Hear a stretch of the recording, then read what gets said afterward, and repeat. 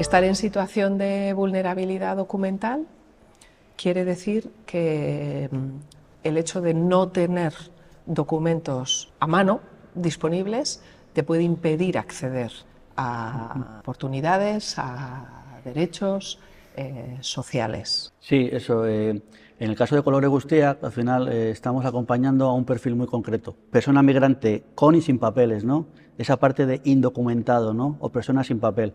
Entonces, lo más obvio así al principio en términos de vulnerabilidad documental es lo que tú remarcas, que estamos hablando de asociar la ciudadanía, los derechos de una persona a un papel, ¿no? Entonces, claro, cuando estamos hablando de gente indocumentada o sin papeles, la primera barrera clara es esa, ¿no? De asociar una ciudadanía, unos derechos, unas ayudas, lo que tú quieras, pero que esos derechos estén asociados específicamente a un papel, a un documento, ¿no? Que además es algo súper abstracto, ¿no? ¿De qué es que estamos hablando con un documento? El DNI, el pasaporte, ¿qué es, no? Al final se habla de papeles sin papeles. ¿Qué papeles tienes que tener? Una cartilla, una tarjeta, un significado, ¿no? Entonces, bueno, la premisa, creo, inicial de partida de esa cuestión de vulnerabilidad documental aparece aquí y no se queda aquí, pero lo primero es esa cuestión, ¿no? De decir, es un papel, una documentación la que te garantiza esa ciudadanía, que además es curioso porque es algo que no se le pide a todo el mundo, ¿no? En el sentido de que no nacemos en un sitio y decimos, bueno, en un momento dado tienes que participar en una especie de carrera para hacer un examen y conseguir los papeles, ¿no? Entonces, bueno, si tú has nacido aquí y hay una serie de circunstancias en las que ya, se dice, bueno, pues por esas circunstancias tú ya tienes asegurado esos papeles y tu ciudadanía. Pero con estos jóvenes se lo tienen que ganar, hay como una serie de pruebas que tienen que pasar, que me recuerda mucho a un capítulo de Asterix y Obelix, ¿no? Una serie de pruebas que tienen que pasar para llegar de repente y conseguir un papel que teóricamente es como el que te da paso a, bueno, pues adelante pasas la puerta y has dejado de ser un no ciudadano, un indocumentado, a una persona documentada con una serie de derechos, teóricamente, porque luego hay otras cuestiones relacionadas con la vulnerabilidad documental. Pero fíjate, tú hablas del perfil de personas que acompañáis desde Kolore Guztiak. Lo que hemos descubierto fruto de la exploración en Agiria Agirian es que hay otro tipo de perfiles, también con una intensidad en los requisitos o los requerimientos documentales muy, muy importantes, ¿no? Personas con patologías mentales, consumos más o menos activos, que pueden tener documentos de ciudadanía, es decir, pueden tener un DNI o pueden tener permisos de residencia, pero que aún y todo es muy, muy intensa la necesidad que tienen de presentar documentos para. Entonces, el hecho de tener esos documentos, que esos otros perfiles, como te digo, ya tienen ese recorrido hecho, pero el hecho de tenerlos en el momento en el que se necesitan y ordenados es algo que no es tan evidente y es algo que las entidades del tercer sector social están ayudando a esas personas a tenerlos disponibles en todo momento, ¿no? Sí, un poco esa es la otra faceta de la vulnerabilidad documental, ¿no? Que al final, pues decimos, por ejemplo, con el perfil con el que trabajamos en Kolore Guztiak, vale, pues el objetivo es, no sé, el empadronamiento, o el objetivo es conseguir el permiso de trabajo o el permiso de residencia. Pero claro, esto no queda ahí, que decir, eso no es así, como yo decía antes, de llega un momento, haces unas pruebas, consigues un papel y ya está, ese papel es el que te garantiza esa ciudadanía, sino que tienes que seguir ganándotela y empieza todo ese proceso, ¿no? De primero entender la utilidad que tiene ese papel, esa documentación, ¿no? Ver para qué te sirve. Muchas veces no te sirve absolutamente para nada, era simplemente un trámite que tienes que pasar documental para poder avanzar como al siguiente paso. Pero luego hay otra parte relacionada con toda la gestión que se hace de esa documentación, ¿no? Y entonces ahí es donde entra ese factor de decir, en Kolore Guztiak, Trabajamos con jóvenes que muchos viven en situación de calle, debajo de un puente, en una tienda de campaña, ocupando una vivienda, con algún amigo, en alguna estancia. Entonces, ¿cómo se puede gestionar unos papeles, unos documentos en esas situaciones, ¿no? Esas situaciones de dónde llevas tu papel? Un pasaporte, que es algo fundamental, importante y es como el elemento principal. ¿Dónde dejas tu pasaporte?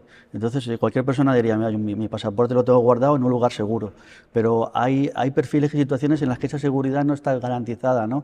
Entonces, es cómo lo gestionas, dónde dejas el pasaporte, lo llevas contigo, te lo pueden robar, se puede perder, se puede mojar, si se lo dejo a lo mejor a mi educador, mi educadora en un sitio, mi educador tiene un horario de trabajo, el fin de semana no está, si yo de repente necesito ese pasaporte un sábado, ¿qué hago? ¿No? Entonces ya empieza toda esa cuestión de la gestión y ahí sí es común, ¿no? Esa gestión más todos los trámites que hay de renovaciones, de trámites, ¿no? Al final, toda la burocracia que se genera en torno a trámites, al final tiene esa influencia. Es un poco común a lo que tú comentas, ¿no? Ya a otros perfiles de vulnerabilidad. Agiria Agerian es una iniciativa del Gobierno vasco, del Departamento de Bienestar, Juventud y Reto Demográfico, con la que se ha querido, en una primera etapa ya finalizada, entender qué era esto de la vulnerabilidad documental. Ha sido una exploración en la que hemos contado con 3 entidades sociales de Euskadi: Irse Araba, Bizitegi y Kolore Guztiak, como bien sabes, en Guipúzcoa, y con ellas hemos podido explorar la relación que tienen las personas con sus documentos, cómo los gestionan, cómo las entidades sociales también estabais gestionando esos documentos junto con las personas que acompañáis, y partíamos en concreto de una hipótesis, que era si un buzón digital, público, seguro, desarrollado por el Departamento de Industria del Gobierno vasco, como es Metaposta, podía ser de utilidad. Hemos sacado de ese proceso 3 conclusiones, y es que efectivamente la hipótesis de partida, sí, contar con un buzón digital seguro, gratuito, universal, es de utilidad para las personas, es decir, tener los documentos disponibles 24 horas al día, 7 días a la semana, 365 días al año, tener los documentos disponibles, digitales, es útil. Hemos entendido el rol esencial que tenéis desde el tercer sector social en esa gestión documental, sea en la custodia física de documentos, sea en la custodia digital de esos documentos. O sea, tenéis un papel absolutamente fundamental. Y luego también hemos aprendido, bueno, pues que hay muchas cosas por hacer. O sea, esa lógica de que cada entidad genere su buzón, en vez de que las personas tengamos nuestro buzón en donde las entidades vuelcan los documentos que generan para nosotras, para cada una de nosotras. Ese es un trabajo pendiente y es un reto que, institucionalmente hablando, toca a los 3 niveles, perdón, no a los 3 niveles, a los 3 niveles, por decirlo de alguna manera, autonómicos, forales y municipales, pero también a gobierno central cuando hablamos de cuestiones como extranjería. La verdad es que desde Kolore no habíamos reflexionado realmente sobre esto, era más una vivencia pura y dura, ¿no? Entonces, desde nuestra lógica de intervención, que al final es ver cuáles son las necesidades que tienen los jóvenes que llegan, directamente ellos son los que nos dicen qué es lo que necesitan y nosotros pues intentamos acompañarles, ver de qué manera podemos ayudarle a sostener y a cubrir alguna serie de necesidades. Y la verdad es que normalizamos de alguna manera, porque empezamos a responder a sus demandas y no nos dimos cuenta, o bueno, lo fuimos normalizando, que dentro de esas demandas y dentro de ese trabajo de acompañamiento, lo documental estaba siempre ahí. Es cierto que lo normalizamos, pero en base a esas reflexiones que tuvimos con vosotras sobre la transformación digital, sobre cómo estábamos haciendo las cosas, qué estábamos haciendo, pues un poco caímos en la cuenta, ¿no? De decir, darnos cuenta que al final mucho de lo que se hace en el acompañamiento y en los procesos de inclusión, de integración, de emancipación, de casi todos los procesos que realizamos en términos de acompañamiento con los jóvenes, siempre los documentos estaban ahí. Siempre los documentos que estaban ahí y un poco lo que tú decías, ¿no? Pues hay una petición por parte del ayuntamiento, de los servicios sociales, otra por parte de Diputación, otra por parte del Estado en términos de conseguir permisos de residencia, otra relacionada pues con alguna entidad, ¿no? Entonces siempre las documentaciones estaban por ahí, todo eso estaba ahí, pero sí tuvimos esa reflexión de que estamos participando y acompañando en ese proceso, pero realmente sin entender muy bien cómo funciona, qué finalidad tiene eso, qué utilidad tiene, ¿no? Entonces era como un acompañamiento, es algo que está ahí, que hay que hacerlo y lo gestionamos como podemos. Como podemos, como tú dices, con nuestras competencias. Al final hay una cuestión de competencias digitales personales, asociativas, ¿no? Entonces todas esas reflexiones sobre cuáles son nuestras competencias, qué estamos haciendo, cómo lo estamos haciendo. Entonces, a mí lo primero que me llamó la atención y lo que sí te dije en su momento era que lo que más me interesaba de todo eso era como la parte antropológica de la documentación, ¿no? De qué supone un documento. Yo también como migrante tengo ese recuerdo, ¿no? De mis vivencias o vivencias de una persona migrante con una carpetita en la que guardas todos tus documentos, cuando tienes que salir de tu país y tú decides qué me llevo, ¿no? ¿Qué me llevo? Y hay cosas muy importantes, una fotografía, un documento. Mi madre lleva, por ejemplo, un título que le dieron cuando pequeña, o yo tengo en un álbum un título que me dieron en el colegio ahí en Colombia. Entonces eso, todas esas cuestiones, me parecía que ese análisis antropológico nos iba a dar mucha información.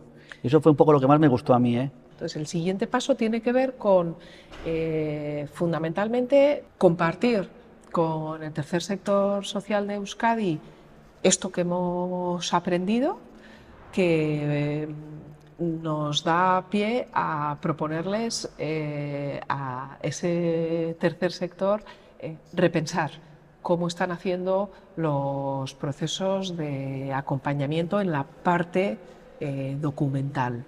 Animar a que quienes pueden hacerlo puedan tener su buzón digital y puedan tener una cierta estructura en ese buzón y puedan digitalizar documentos e ir almacenándolos ordenadamente y así poderlos tener a mano, fácilmente disponibles.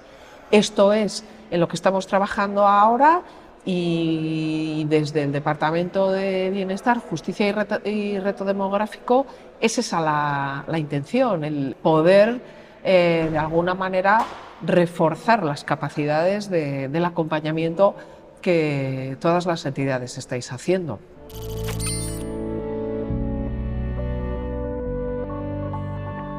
En Agiria Agerian hemos hecho la exploración que suponía la vulnerabilidad documental, pero en realidad nuestra contribución, nuestro foco lo teníamos puesto en la hipótesis de que contar con un buzón digital, público, universal, seguro y gratuito, como era Metaposta, pudiera ser una ayuda, una contribución para de alguna manera facilitar la inclusión social de personas en riesgo o en situación de exclusión. Es decir, una parte pequeña de lo que es el reto de la vulnerabilidad documental, la parte de cómo soluciones digitales pueden de alguna manera amortiguar la vulnerabilidad documental.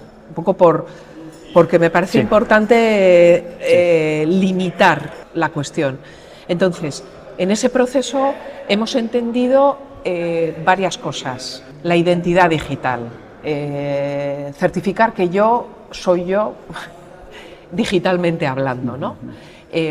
Esto no es fácil cuando no tienes papeles, pero sí que es posible, ¿vale? La segunda cuestión tiene que ver con conseguir documentos digitales. Hay instituciones que efectivamente emiten documentos digitales, hay otras que los emiten en papel.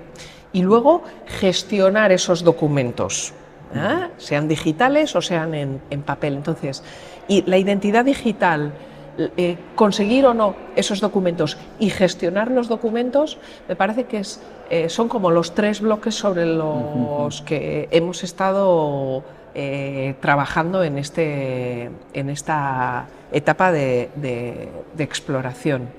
Conseguir ser una ciudadana digital para muchas personas no es sencillo, pero sí que hay posibilidades y hay bastante conocimiento y buenas prácticas en el tercer sector social en relación a conseguir una ciudadanía digital. Hace bien poco compañeros tuyos hablaban de cómo personas migradas podían conseguir una firma de la Fábrica Nacional de Moneda y Timbre, pero efectivamente no puedes solicitar una VACU con el pasaporte. Entonces, ahí hay cuestiones de identidad digital que en algún momento, desde las instituciones que se encargan de ello, habrá que resolver, porque hoy en día, si no eres ciudadana digital, no puedes hacer un montón de cosas. Claro. ¿Vale? Entonces, esa es una cuestión. Como oportunidades, a mí me parece que es importante también tomar conciencia de que muchas personas están gestionando sus documentos a golpe de fotografía y a golpe de subir esas fotos o enviar esas fotos de un documento vía WhatsApp. Es decir, WhatsApp casi se está convirtiendo en sistema de custodia de documentos. Y yo me pregunto, WhatsApp pertenece a Meta. Meta es una empresa que sabemos que está fuera de la Unión Europea, con legislación en relación a la protección de datos que se escapa a... Entonces, ostras, es que estamos subiendo documentos a una nube. Y quien dice Meta dice Google, ¿vale? Entonces, yo creo que no somos realmente conscientes de los riesgos que tenemos de subir esos documentos a esas nubes, propiedad de, ¿vale? Nadie, ni yo, leemos con detalle lo que aceptamos cuando abrimos una cuenta de este tipo. Y luego, con las reflexiones que has hecho, al final, te lo comentaba antes, sí que considero que hay un punto de partida en el que, pues en un mundo ideal y maravilloso, utópico, sí nos gustaría decir pues, que las personas son ciudadanas universales del mundo, que cualquier persona, sin necesidad de un documento, tiene derecho a todo. Pero la realidad es esa, y tú lo has dicho, hay una realidad que es que tus derechos y tu ciudadanía va a ir asociada a una serie de documentos, ¿no? Entonces, bueno, pues que de alguna manera nos tenemos que centrar en eso. Entonces, mi primer análisis en cuanto a riesgos va en relación a eso, a no tener en cuenta en todos esos procesos la situación de estas personas. Son personas que son invisibles para la sociedad. A mucha gente que no los conoce le preguntas en dónde viven y no saben que esta gente vive debajo de puentes o vive en el bosque o vive en tiendas de campaña, no saben dónde viven, son invisibles. Entonces hay que verles realmente como son y viendo tanto a los usuarios de color como al resto de personas, ver cuáles son realmente sus condiciones, porque si no trabajamos en términos de analizar cuál es esa brecha de vulnerabilidad, ya sea en términos digitales o en términos no digitales, si no analizamos esas situaciones de vulnerabilidad y lo que suponen, al final, todo el desarrollo, que lo hablamos muchas veces, de aplicaciones, de procesos, de lo que sea, si no tienen en cuenta eso, se están desarrollando aplicaciones que no tienen en cuenta la usabilidad de las personas, se está dejando a mucha gente fuera. Entonces, en lugar de utilizar las herramientas digitales para disminuir las brechas, estos procesos de cómo se están desarrollando las herramientas están haciendo, al no tener en cuenta esas situaciones de vulnerabilidad, que la brecha se agrande más, con colectivos concretos y además con colectivos concretos que son los más vulnerables, ¿no? Entonces, en términos de riesgo está ese. Yo creo que si no se tiene en cuenta, si no se visibiliza la realidad de estas personas, si no las tenemos en cuenta, si no las vemos, si no desarrollamos las herramientas teniendo en cuenta también que ellos son ciudadanos y ciudadanas y también tienen derecho a aplicar, y digo personas mayores, mujeres, personas vulnerables, si no le damos la posibilidad de que todo el mundo en igualdad de oportunidades pueda acceder y utilizar las herramientas, el riesgo es que esa brecha se agrande. Luego es cierto que en términos de oportunidades, y si hacemos bien las cosas, creo que las oportunidades son todas. Estamos hablando, en el caso nuestro de Colore Guztiak, de usuarios que a nivel de competencias digitales el potencial es extremo. Son gente que está muy conectada, gente que usa su móvil, es cierto, pues que tiene ciertas carencias en el sentido de conexión a Internet, de dispositivos obsoletos, de que no tienen igual un ordenador personal, pero tienen competencias digitales de sobra y si no las tienen las pueden desarrollar súper rápido. Entonces estamos hablando de darles la oportunidad a ellos para que esas competencias digitales que tienen las puedan aprovechar, ¿no? Entonces las oportunidades son todas, pero si no trabajamos primero en esa parte sistémica estructural, en conocer su realidad y que las herramientas que se desarrollen valgan para todas las personas y que cuando decimos todas las personas sea también estas personas que están en los márgenes y que son invisibles, si no conseguimos eso, no vamos a avanzar, vamos a generar brechas más grandes y vamos a perder todas las oportunidades que pueden ofrecer las herramientas digitales.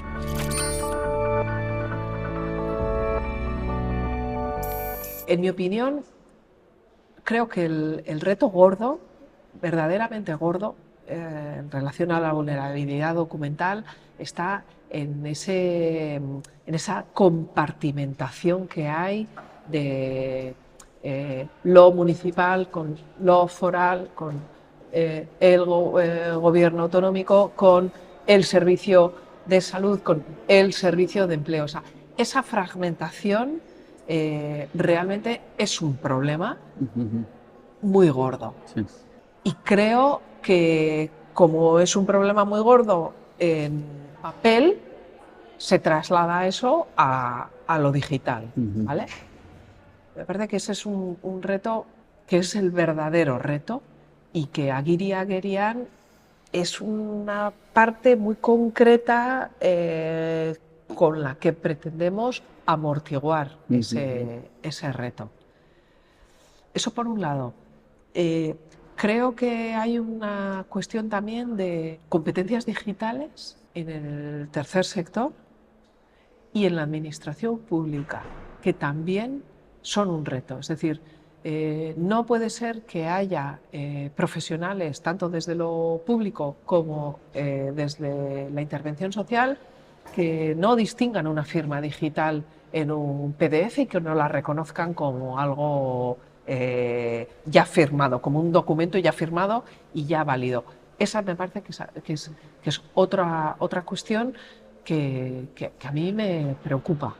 Lo primero, una cuestión de corresponsabilidad, y me parece que la manera en que se ha trabajado esto, en la que casi todos los agentes y casi todos los niveles han estado ahí, quizás alguno ha faltado, pero bueno, yo creo que ha habido una representación importante desde los niveles más altos hasta los más bajos, desde el gobierno vasco hasta la persona usuaria. Entonces, bueno, sí hay una cuestión de corresponsabilidad y creo que todos debemos responsabilizarnos un poco porque esta situación de vulnerabilidad documental cambie.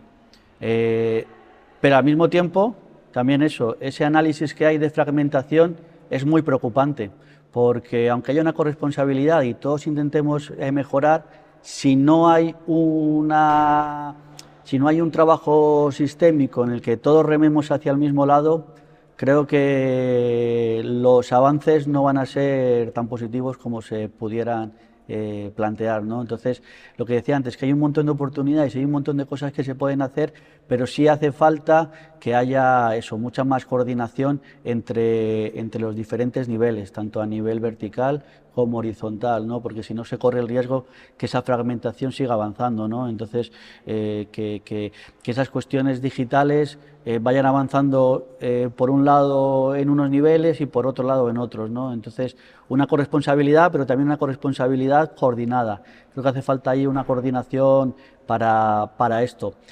Creemos mucho en lo digital y lo digital nos parece muy importante, pero nuestra forma en Color Egustiac de ver las cosas es centrada en la persona.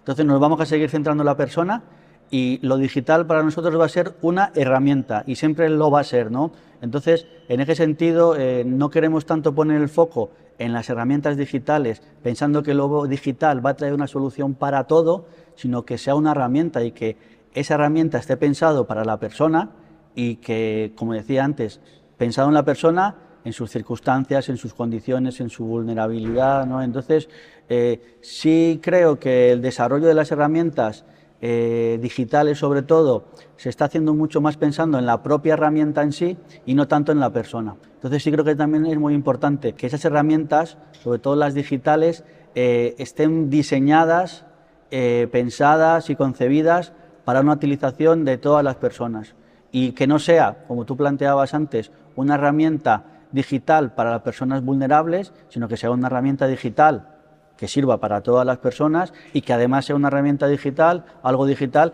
que además ayude también de alguna manera a generar contextos más igualitarios. Entonces creo que ahí está la clave, pero sí que creo que la solución no va a venir de lo digital. Son muchos otros factores y hay una cuestión estructural de vulnerabilidad en la que tenemos que trabajar como sociedad, no solamente pedirle al gobierno vasco o al Estado español o a diputaciones o ayuntamientos, sino que es un trabajo social de ciudadanía, de derechos humanos, de gestión de la diversidad, de interculturalidad. Entonces hay un trabajo que hay que hacer a muchos niveles. Lo digital está ahí, hay, como decía antes, hay un potencial de competencias impresionante y entonces, bueno, hay como una serie de elementos de cocina, de ingredientes que están ahí y toca ahí que haya un cocinero o una cocinera que nos pongamos como sociedad a que todos esos elementos se mezclen y que saquemos una receta, un pastelito bonito digital.